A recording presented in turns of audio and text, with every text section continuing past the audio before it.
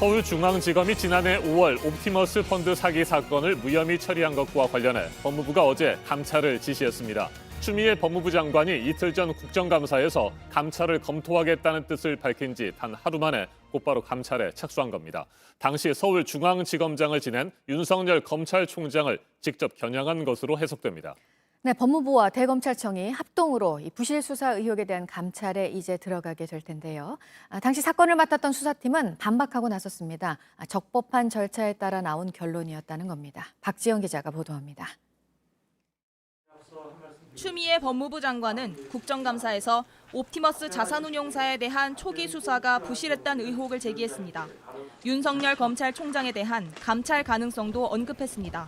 로비에 의해서 이 사건이 무마됐다라는 의혹도 제기되기 때문에 감찰을 통해서 검토해볼 여지가 있다 생각합니다.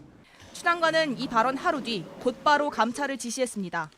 이에 따라 법무부와 대검찰청이 합동으로 부실 수사 의혹에 대한 감찰에 착수합니다. 지난 2018년 한국전파진흥원은 옵티머스 자산운용사를 횡령과 사기 혐의 등으로 서울중앙지검에 수사해달라고 의뢰했습니다.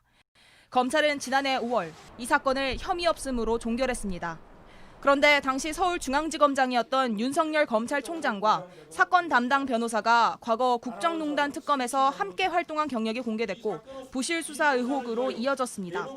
당시 수사팀은 반박했습니다. 책임자였던 김유철 당시 서울중앙지검 형사 7부장은 검찰 내부망에 글을 올렸습니다.